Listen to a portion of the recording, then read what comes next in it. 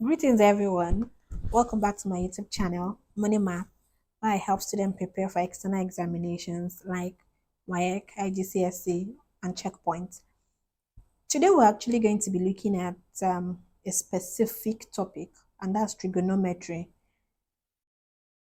I have three IGCSE questions here that would help us understand the concept of three-dimensional trigonometry. So, let's get started. The first question. The diagram shows a cuboid. AB is 8 centimeters, AD is 6 centimeters, and DH is 6 centimeters. Calculate angle HAF. So first thing first, remember, we have to identify the angle we're looking for. So we're looking for angle HAF. Now take note, in special cases, you get marks for identifying the angle alone. So always take note of that. You need to identify your angle first. So let's look at triangle HAF. We can see that triangle HAF is not a right angle triangle. So when you're solving a triangle problem that is not a right angle triangle, we either use the sine rule or the cosine rule. Now the rule we'll use depends on what we are given and what we are looking for. Now in this case, we can actually find the three sides, side HF, AF, and AH. Then we're looking for an included angle. So cosine rule will do the magic. All right, so let's go. Let's find side AF first. Side AF is the diagonal of rectangle EF AB. So this is going to give us the square root of 8 square plus 6 square. This is 6 centimeters, so we have this. And this is going to give us a square root of 100, which is 10 centimeters. So AF is square root of 8 square plus 6 squared, and that is square root of 100, which is 10 centimeters. Okay, so let's find side AH. Let's change the color. Side AH. AH. And this is going to be the square root of 6 squared plus 6 squared. Square root of 6 squared plus 6 squared. And that's going to give us 36 times 2 is going to give us 72. So that's square root of 72. You can decide to leave this as short form. Let's leave it the way it is because we're still going to use it to solve. So we can leave it this way. Now we are left with FH. FH is the diagonal of EFGH. So if you look at this, this is 8 centimeters, this is 6 centimeters. Same thing here. This is 8 and this is 6. So the diagonal of rectangle EFGH, which is FH, is the square root of 8 squared plus 6 squared. And that's going to give us square root of 100, which is also 10 centimeters. Now we have the three sides and we need to find the included angle. Let's label the triangle. This is small a, this is small h, and this is small f. So from here, we're going to use the cosine rule. A square equals to f square plus h square minus 2fh cos a. So let's check. A is 10. So a square is 100. F is, this is side for f, and that's square root of 72. Square root of 72 square is 72. And h is 100 minus 2 into brackets root 72 times 10 cos a. So this is going to give us 100 minus 172 equals to minus 20 root 72 cos a. 100 minus 172 is minus 72 equals to minus 20 root 72 cos a. Remember, we're looking for a, so we divide both sides by minus 20 root 72 divided by minus 20 root 72. So our cos A is equals to, get your calculator, we have minus sign will cancel out. So 72 divided by 20 root 72. You can do 20 root 72 first. You have your answer there, and then you do 72 divided by the answer. But if you're using a natural display calculator, you can just put everything in there at once. So this is 0.4243. So A is cos inverse of 0.4243, and that would give us 64 points. A is 64.8959 degrees, and that's approximately 64.9 degrees. So that's our answer for calculating angle HAF.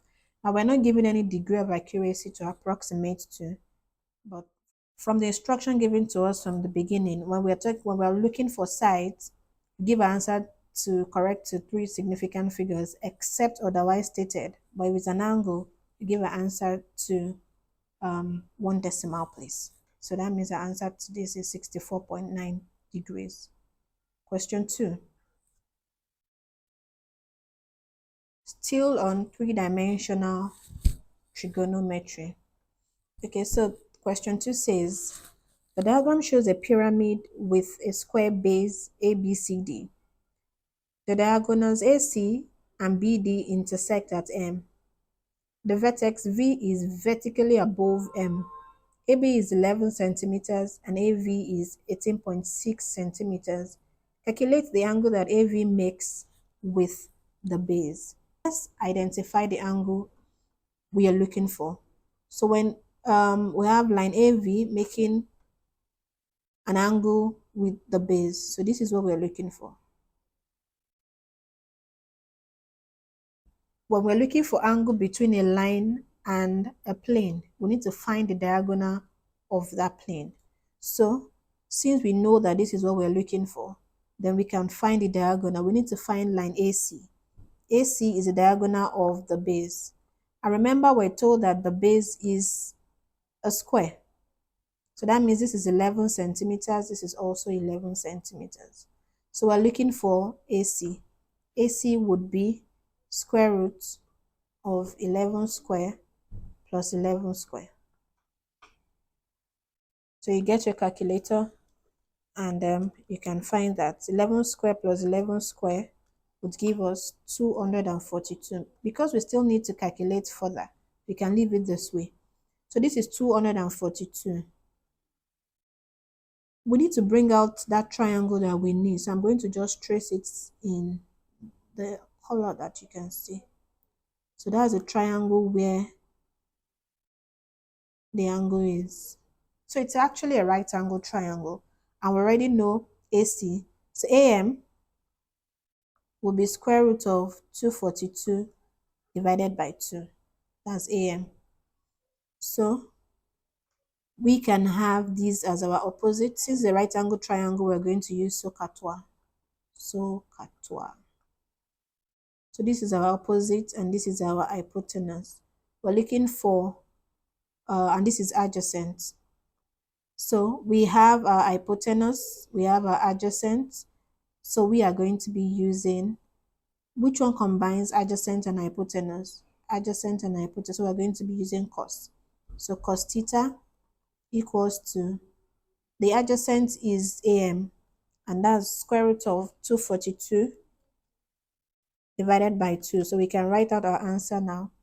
Now we're going to write this correct to 4 decimal places because we still need it to calculate further. Divided by, our hypotenuse is 18.6 centimeters. So cos theta equals to, we divide that, 18.6. That gives us 0.4182. So theta equals to cos inverse of that. And theta equals to Now, on my calculator, I'm not going to do cos inverse of 0.4182. I'm going to do cos inverse of answer, and that's 65.28. That's 65.2802, which is approximately 65.3, correct to one decimal place. 65.3 degrees, correct to one decimal place. All right, so let's move on to the last question under trigonometry, solving three-dimensional trigonometry problems. Question 3. The diagram shows a triangular prism.